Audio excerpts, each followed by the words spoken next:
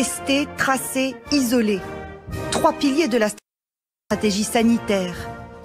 Françaises, Français, mes chers compatriotes. Et pour la première fois, Emmanuel Macron envisage le 3e, l'isolement des malades, de façon coercitive.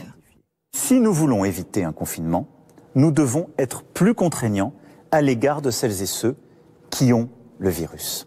Ces personnes seront accompagnées sur le plan matériel, sanitaire, psychologique. Cette nouvelle stratégie associera, outre les services de l'État, les maires et leurs services, comme les associations concernées. Alors là, ce que Macron est en train de nous dire, c'est qu'il va gentiment nous enfermer chez nous, ou je ne sais pas où.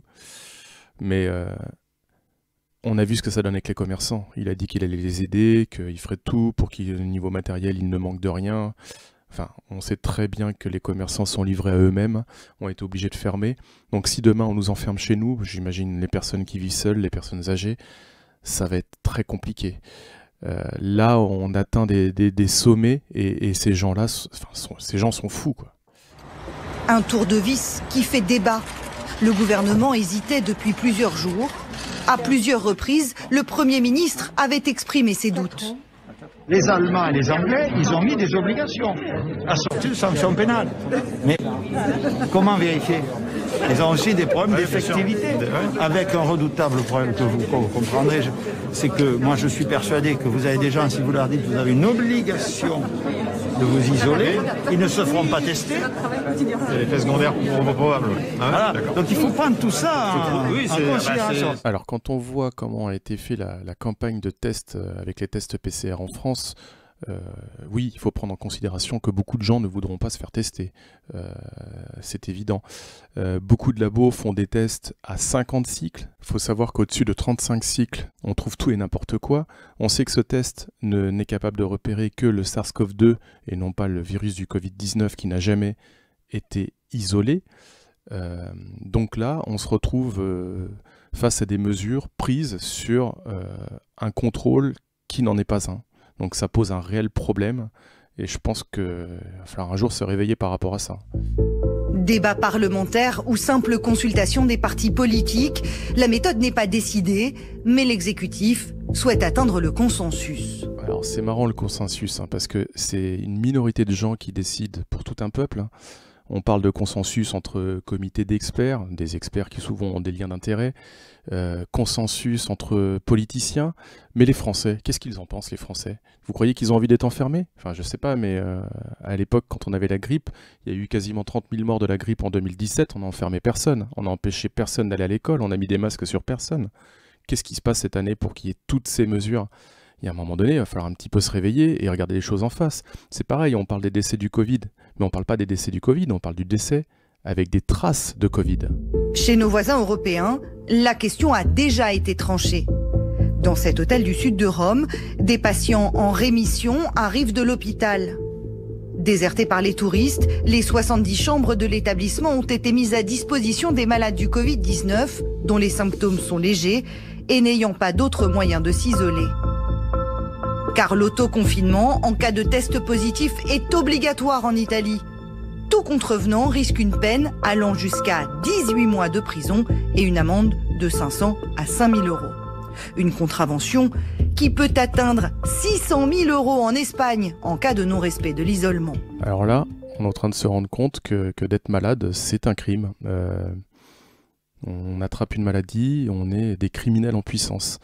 Et là, on est en train de nous parler de 600 000 euros, pourquoi pas 10 000... Enfin, je sais pas, moi, ils vont où? Enfin, qui a 600 000 euros en Espagne? On va faire quoi? On va mettre des pères de famille en prison? Des mères de famille en prison? C'est quoi l'idée? On va faire quoi de leurs gamins? Non, mais là, ils partent en vrille complet, quoi. Et c'est insupportable d'entendre des choses comme ça. Mais pour qui ils se prennent pour prendre des mesures comme ça? Qui ils sont? Quelle légitimité ils ont? Aucune. Je suis désolé, mais c'est des pays qui sont censés être en démocratie. Ça veut dire que le peuple est censé être pris en compte. Là, il y a une minorité qui choisit pour tout le monde comment on va vivre. Et les sanctions sont encore plus sévères en Grèce.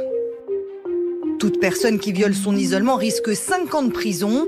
Si le contrevenant a contaminé plusieurs personnes et que certaines sont décédées, alors il risque la prison à vie. Alors là, vous avez entendu comme moi, on va mettre en prison à vie. À vie, c'est-à-dire que autant la peine de mort. Hein. Enfin, je veux dire, aller en prison à vie, moi je préfère crever tout de suite, ça sert à rien, quoi. Une vie en prison, c'est une vie qui n'a pas de sens.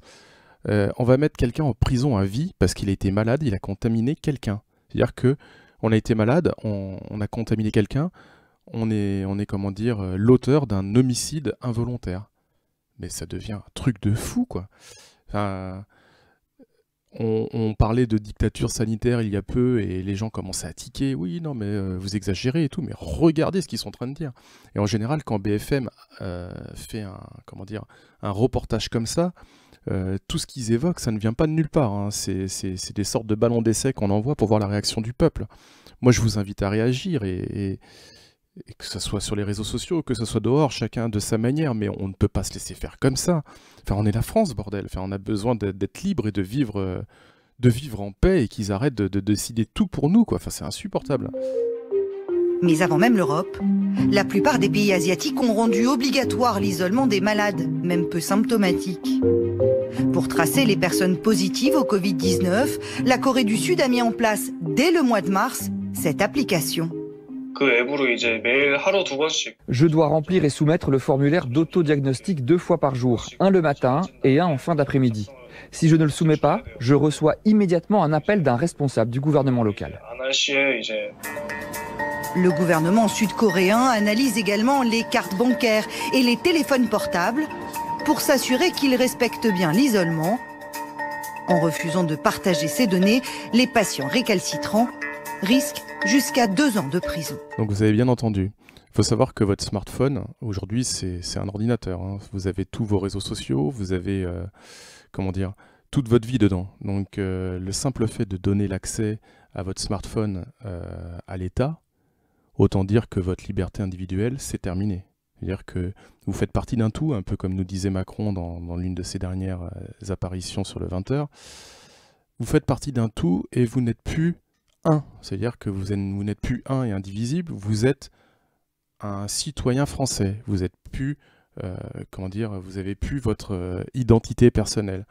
Donc là, on prend possession de vos données personnelles. Donc voilà quoi, c'est open bar quoi, c'est un petit peu venez à la maison, voilà, c'est bon, vous êtes chez vous.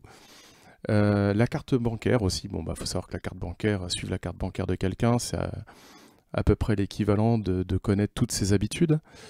Donc voilà, ça veut dire que ces gens veulent avoir utilisé en fait cette crise du Covid-19 pour avoir un contrôle complet sur votre vie de tous les jours, savoir exactement qui vous êtes, ce que vous pensez, ce que vous faites.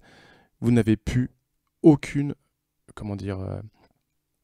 vous n'avez plus aucune vie privée. Voilà, vous ne pouvez plus penser et partager avec des gens qui partagent les mêmes choses que vous en comité restreint. Ils sauront tout sur vous.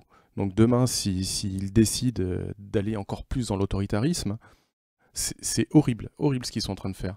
Soi-disant pour le Covid, mais ils s'en foutent de la population. On peut crever la gueule ouverte. Regardez ce qu'ils ont fait avec le Rivotril dans les EHPAD. Si vraiment ils avaient envie de soigner les gens, ils auraient fait le nécessaire pour que les hôpitaux aient les moyens de traiter les gens correctement. On a tout fait pour que les gens ne puissent pas être traités. On fait tout pour que le vaccin arrive, mais on fait tout pour ne pas soigner les gens. On attend que les gens soient en détresse respiratoire pour les prendre, pour les soigner.